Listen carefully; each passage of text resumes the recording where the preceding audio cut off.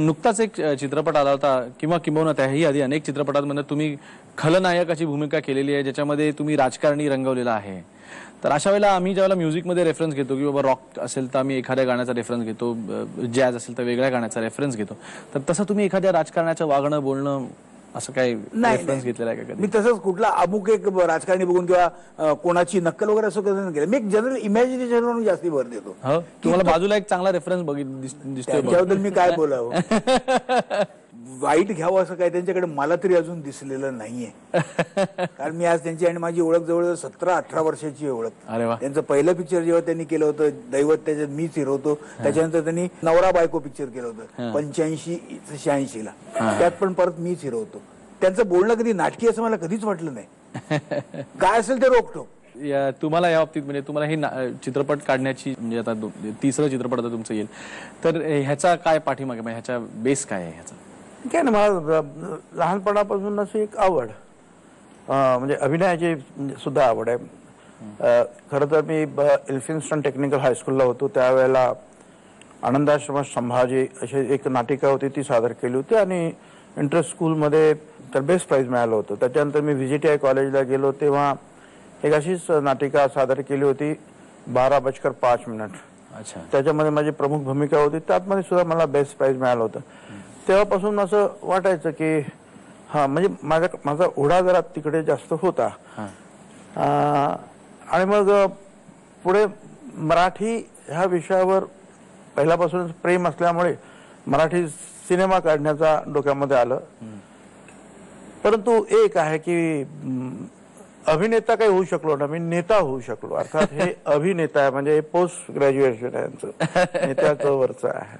खुपते तिथे गुप्ते मधला जो खुपते आहे याबद्दलची गोष्ट, मामा तुम्हाला अशा काही खुपणाऱ्या गोष्टी असतील तर? खुपते म्हणजे आता काय काय खुपते हे शोधत बसावं लागणार आहे. कारण का इतकं खुपतं की मी तर सांगू शकत नाही. प्रत्येक बाबतीत खुपतं सांगत होतं गोंधळ होणार. बरं तिकडे सगळीकडेच काय खुपतेला बोलू शकत नाही. असं पण म्हणजे इंडस्ट्री मधलं राजकारण कधी खुपलं का तुमच्या संपूर्ण ज्या स्ट्रगलचा पिरियड असेल सुरुवातीचा त्या काळात? आहे म्हणजे काही प्रमाणात आहे ते, आणि ते खुपतच, निश्चित खुपणारच. कारण काय असतं, तुम्ही राजकारण एरवी नुसतं राजकारण म्हणून केलं तर ठीक आहे, पण तुम्ही सिनेमामध्ये राजकारण आणलं मग त्याला एक वेगळाच अर्थ होतो त्या राजकारणाला. त्या राजकारणाशी ह्याच्या राजकारणाचा काही संबंध नसतो. त्याचा फटका बसलाय का कधी? बसतो नाही असं नाही, बसलेला आहे कित्येक वेळेला. की रोल पळवणे किंवा कॅरेक्टर कट करणे आणि असे बरेच हे झालेले आहेत सुरुवातीला, आता नाही. तुम्हाला साहेब खुपणाऱ्या अशा गोष्टी तुम्ही आज म्हणजे खरं तर तुम्ही राज्यकर्ते आहात, तुम्हाला ज्या गोष्टी खुपतात त्या तुम्ही तिथल्या तिथे रीड करू शकता असा सामान्य लोकांचा एक समज आहे. असं आहे की सामान्य आणि असामान्य असं काही फरक करायचं कारण नाही. परंतु जर समजा केलाच तुम्ही फरक, तर त्या राजकारण्यांना ज्या गोष्टी खुपतात त्या सुद्धा असामान्यच अशा असतात. त्या तुमच्या रोजच्या रहदारीच्या वगैरे वगैरे अशा काही असत नाहीत. मला सुद्धा असं वाटतं की ठीक आहे, एखाद्या मोठ्या जागेवर आपण जाऊ शकलो असतो, परंतु आपल्या पाठीमागचे लोक जातात, बसतात आणि मग लोक म्हणतात अहो तुम्ही असं बघा, तुम्हाला मिळालं असतं, असं झालं असतं तर, असं झालं असतं तर म्हणजे तर ते तसं झालं असतं. म्हणजे आता असं आहे की लोक सांगत असतात. मग असं वाटतं आपल्याला सुद्धा हो आपल्याला सुद्धा हे मिळालं असतं, पण ते ठीक आहे आपल्याला नाही मिळालं. गोष्टी खूपच असतात, खूपच नाही असतात. कधी कधी आपल्याला कारण नसताना सुद्धा जावं लागतं. मला तर 2-4 वेळा असंच जावं लागलं. काय त्यावेळेला ज्या मीडिया ट्रायल सुद्धा झाली माझ्या विरुद्ध एक 7 वर्षापूर्वी एका प्रकरणामध्ये, आणि त्यावेळेला सुद्धा असंच जावं लागलं. खूप त्या मनामध्ये की माझं काही दोष नाही तरी सुद्धा मला बदनाम होऊन जावं लागलं. अर्थात तो आता ते सगळं निवडलं प्रकरण. तर काही काही गोष्टी खुपतात, परंतु एवढ्या गोष्टी खुपत असतात ना की शरीराला खुपण्यासाठी जागा सुद्धा आता शिल्लक राहिलेली नाही. त्याच्यामुळे दुखण्याचा काही प्रश्नच नाही. आता कुठे कुठे बघायचं. मग यातली एखादी गोष्ट आपण आज मराठा असतो तर आपल्याला जास्त काहीतरी असं वाटतं का मराठा नसणं हे नाही? तर तो भाग नाही माझ्या बाबतीत. महाराष्ट्राच्या लोकांनी, मग तो सगळ्या जाती धर्माच्या लोकांनी छगन भुजबळला निश्चितपणे प्रेम दिलेलं आहे. आणि छगन भुजबळ जो अतिशय म्हणजे ज्याचे आई वडील सुद्धा ज्याला माहित नाही, म्हणजे लहानपणी वारले आणि एका पत्र्याच्या झोपड्यामध्ये तो लहानाचा मोठा झाला, शिक्षण घेतलं आणि तो मुंबईचा महापौर आणि या राज्याचा उपमुख्यमंत्री झाला. तो या सगळ्या लोकांनी माझ्यावर प्रेम केलं म्हणून झालं. त्या लोकांनी मला खूप दिलं. ठीक आहे, किती जरी दिलं तरी एक मनुष्य स्वभाव आहे की आणखी हवं असतं, तो भाग वेगळा. परंतु मी ज्या वेळेला स्वतः विचार करतो की खुपण्याचं कारण तरी काय, आपल्याला माहित नसताना गुप्तपणे अनेक गोष्टी आपल्याला मिळाल्याच की नाही गुप्ते, आणि ते सुद्धा लोकांच्या प्रेमामुळेच मिळालं. मामा, आता मी साहेबांना तर विचारलंच की चित्रपटात काम करायला आवडेल का, त्यांनी सांगितलं. पण तुम्हाला मला असं विचारायचं आहे की उद्या राजकारणात प्रवेश करायला आवडेल का, आणि जर का करावा लागलाच, म्हणजे नाही आवडणार हे उत्तर सोडून जर का करावा लागलाच तर कुठल्या पक्षात करा? नाही, मुळात म्हणजे मी करणारच नाही, हे तेवढंच कराय. पक्षातला भाग नंतर आहे. पण काय आपलं काय ज्या गोष्टी अभिनयातलं मला थोडं फार कळतं, पण राजकारणामधलं काय कळतच नाही, तर मी हे काय करा बोलावं. पण तुम्हाला एक गोष्ट सांगतो, यांनी अभिनय केला, यांना अभिनयातलं कळतं, याने केलेलं आहे अभिनय, त्यांना माहिती आहे. मला राजकारणात मी केलंच नाही, गेलोच नाही, तर मला कसं माहित असणार? नाही, पण म्हणजे तुम्हाला एक गोष्ट मी नक्की सांगू शकतो, राजकारणातली एक गोष्ट मात्र तुम्हाला येते. काय? ती म्हणजे विचारलेल्या प्रश्नाला सोयीस्करित्या बगल देऊन दुसरीकडे निघून जाणे. हे तुम्हाला जमतंय हे मला सांगता येतं. काय आहे, तो जरी मुख्य गुण जरी माझ्याकडे असला त्यांचा, तरी बाकीचे गुण नाही आहेत ना. साहेब, आता एक शेवटचा छोटासा प्रश्न की रामटेक ते वर्षा हे अंतर किती? ते नाही मला काही सांगता येणार, कारण ते सांगणं फार कठीण आहे. वाटायचं, पण ते आता ते लांब लांब, कधी कधी असं जवळ आहे असं वाटतं आणि मग लांब लांब जातं. अंतर वाढत चालतं, अंतर वाढत चाललंय. ठीक आहे, पण रामटेकला सुद्धा सुखी आहे मी, ये बा, आनंदी आहे मी. खूप मजा येते मामा, आणि खूप मजा येते साहेब गप्पा मारताना. वेळ झालेली आहे आता एका छान गरम अशा कॉफीच्या कपची, तर तुमच्यासाठी मी कॉफी घेऊन येतो. आणि त्याचबरोबर नुसतीच कॉफी नाही, तर आमच्या कार्यक्रमामध्ये कॉफी पित असताना, कॉफीचे घुटके घेत असताना छान असं म्युझिक तुमच्यासमोर सादर होणार. आणि म्युझिक असं आहे की खुर्च्या चोरीला जाताना आपण बघितलेलं आहे, मामा स्क्रिप्ट चोरीला जाताना आपण बघितलेली आहेत, पण गाणी जी चोरीला जातात त्याचं एक छान प्रात्यक्षिक तुम्हाला आमचं गुप्ते बँड देणार आहे. तर हे गाणं ओरिजिनल इंग्लिश गाणं, आणि त्याच्यावरनं चोरून कसं काय मग एक हिंदी गाणं चित्रपटातलं तयार झालं. ऐका, तोपर्यंत मी कॉफी घेऊन येतो.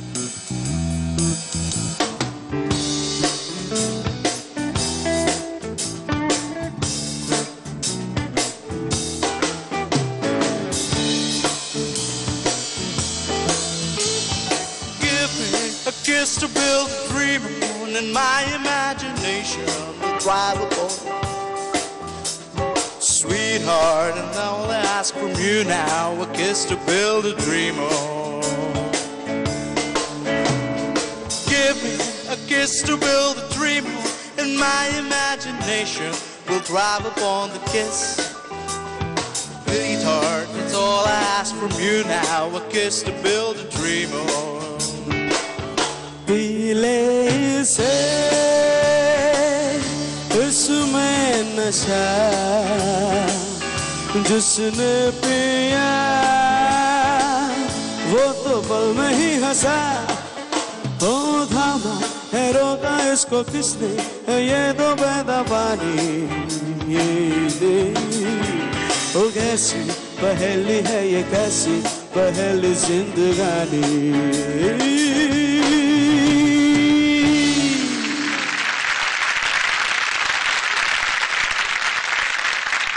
हे आमच्या गुप्तेश बँडनी परफॉर्म केलेलं आहे. जोरदार टाळ्या त्यांच्यासाठी एकदा. आता थोडंसं मागे जाताना साहेब, नुकतंच मी मागच्या वर्षी एक चित्रपट केला होता झेंडा, त्याची दिग्दर्शन निर्मिती केली. त्यावेळेला मला खूप वेगवेगळ्या प्रकारच्या प्रॉब्लेम्सना फेस करायला लागलं. त्या अनुषंगाने मला आता असं वाटतंय की ह्या खुपते कार्यक्रमातलं जे अर्ध आहे खुपते, तर ज्या वेळेला तुम्ही शिवसेना सोडून बाहेर पडला होतात त्यावेळेला खूपच म्हणजे फार अवघड प्रसंगांना आणि म्हणजे भूमिगत व्हायला लागलं होतं तुम्हाला काही काळ. तर त्याबद्दल आम्हाला थोडंसं सांगा ना.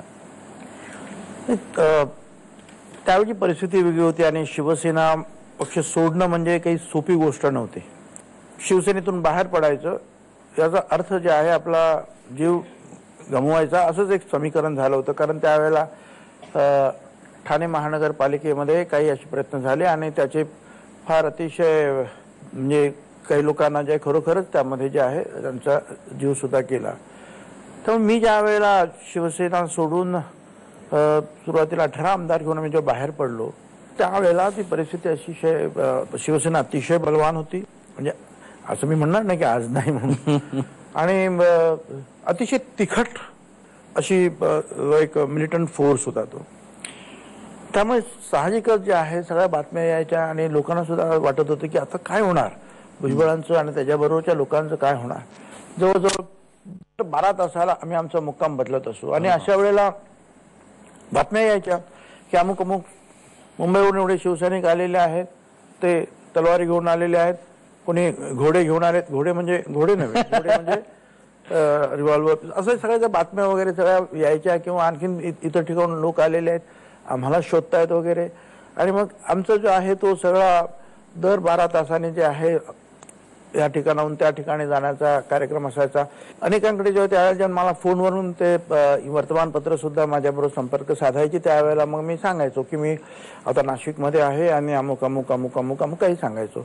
त्याच वेळेला तासाभराने दुसऱ्या वर्तमानपत्राचा फोन आला की मी सांगायचो मी अकोल्याला आहे आणि मी असं असं असं आम्ही आता करतो आहोत. दुसऱ्या दिवसाच्या वर्तमानपत्रामध्ये सरळ छापून यायचं एका वर्तमानपत्र आमचा वार्ताहर प्रत्यक्ष छगन भुजबळ यांच्याशी बोलला आणि त्यांनी सांगितलं की आम्ही नाशिकमध्ये आहोत आणि अमुक. दुसऱ्या वर्तमानपत्रात त्याच वेळेला यायचं आमचा वार्ताहर प्रत्यक्ष बोललेला आणि भुजबळांनी सांगितलं मी अकोल्यामध्ये आहे आणि मध्ये असं सगळं ते चाललं होतं. पण त्यावेळेला खरोखरच परिस्थिती अतिशय गंभीर आणि म्हणजे भयानकच होते असं म्हटलं तर काही चूक ठरणार नाही. आणि त्याच्यानंतर सुद्धा अनेक वर्ष जे आहेत त्या परिस्थितीने काही माझा पिछा काही सोडला नाही. नंतर मग हळूहळू सगळं जे आहेत निवळत गेलं. आता तर काय आता अनेक लोकांनी पक्ष म्हणजे शिवसेना सोडलेली आहे. आता ज्या वेळेला ही लोक पक्ष सोडतायत तर त्या जेवढी तुम्हाला रिॲक्शन आली तेवढी येत नाही आता, हे बघून थोडंसं खुपतं का? मला कशाला खुपेल, ते ज्यांना खुपलं पाहिजे ते नेते दुसरे आहेत. अजून एक आठवण म्हणजे तुम्ही शिवसेनेत असताना बेळगावला तुम्ही वेषांतर करून गेलेला होता. त्यावेळेला मला असं वाटतं 86 असेल 1986 साल आणि मी नुकतंच महापौर पदावरून उतरलो होतो मुंबई शहराच्या. त्यावेळेला शरद पवार साहेब विरोधी पक्ष नेते होते आणि त्यामध्ये शिवसेनेचा मी एकमेव आमदार सुद्धा होतो त्यावेळेला. तर बेळगावमध्ये जाऊन सत्याग्रह करायचा असं सर्व विरोधी पक्ष जे आहेत सगळ्या गटाने ठरवलं. आणि त्यामुळे पहिला मान जो होता तो अर्थात विरोधी पक्ष नेते शरद पवार साहेबांचा होता. आणि मग ते बेळगावमध्ये गेले आणि नंतर बाळासाहेबांनी सांगितलं की आमच्या शिवसेनेचं नेतृत्व जे आहे या सत्याग्रहात ते छगन भुजबळ करतील. पवार साहेब तिथे गेले, त्यांना अटक वगैरे झाली आणि त्यावेळेला छगन भुजबळ हा तसा शिवसेनेत असल्यामुळे आणि त्याचे काही पराक्रम कर्नाटकच्या लोकांना सुद्धा कदाचित पोलिसांना माहीत असल्यामुळे त्याने स्वचंग बांधला की कुठल्याही परिस्थिती येऊ देणार नाही. आणि मग विमानतळ, रेल्वे स्टेशन, रोड सगळीकडे जे आहेत त्यांनी जे पोलीस जे आहेत चौकशीसाठी उभे केले. आणि म्हणून मी इथून जाताना युपीच्या वार्ताहराचा जो आहे वेश परिधान केला, मिशी ताबडतोब काढून टाकले, मोठा गंध लावला, केस मागे, एक ते शबनम ज्याला म्हणतो आपण पत्रकाराचे ते, आणि असं गेलो.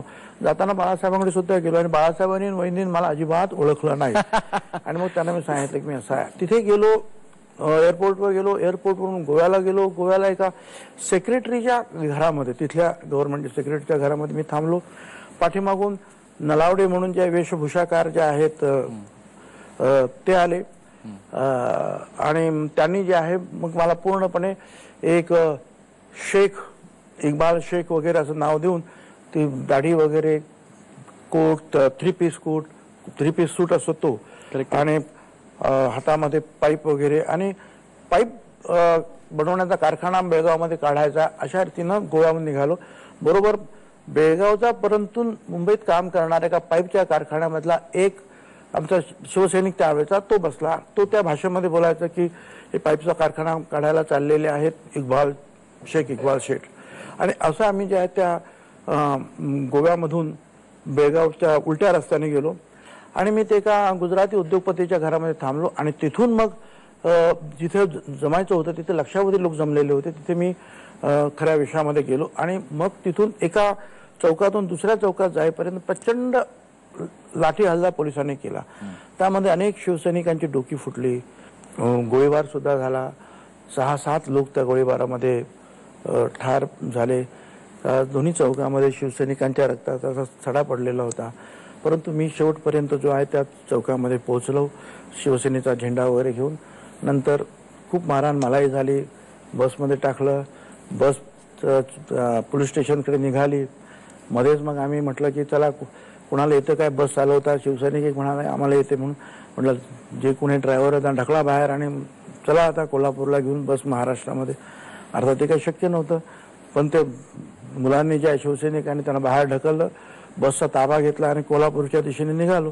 पुढे गेल्यानंतर पाहिलं तर पोलिसांच्या 50 गाड्या त्या बसला अडवण्यासाठी उभे. आणि मग तर काय आमची हालत काही विचारायला नको. मग तर असा बदलून काढला आणि 1 महिना जो आहे ते धारवाडच्या जेलमध्ये टाकून दिला आम्हाला. तर पण एक आहे की जे काम महाराष्ट्राला अपेक्षित होतं, शिवसेना प्रमुखांना अपेक्षित होतं, ते काम मी यशस्वीपणे पार पाडलेलं होतं. तो आनंद माझ्या मनामध्ये राहिला. तुम्ही आजही शिवसेनेच्या बद्दल ज्यावेळेला बोलता त्यावेळेला एक वेगळ्या प्रकारचा इमोशनल होताना असं दिसतं, असं एकंदरीत दिसतंय सुद्धा, आम्ही अनुभवलं सुद्धा.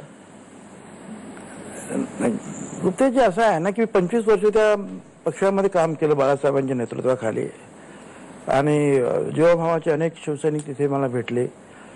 आणि निश्चितपणे माझं राजकारणाची जी सुरुवात जी आहे अगदी महापौर आणि आमदार होईपर्यंत शिवसेनेनेच मला मोठं केलं. ठीक आहे, त्यानंतर शिवसेनेतून मी बाहेर पडलो काही कारणामुळे, मंडल कमिशनच्या कारणामुळे.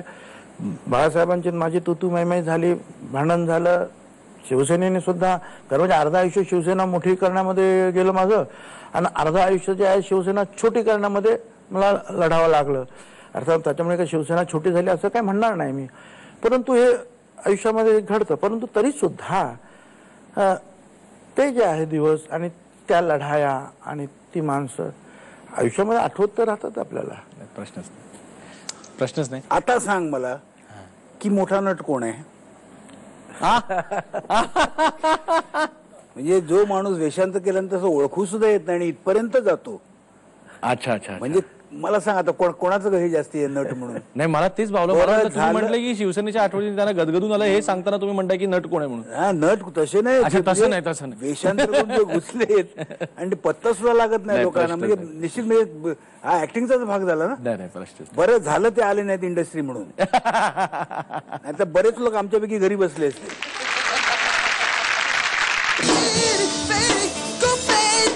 Go, baby,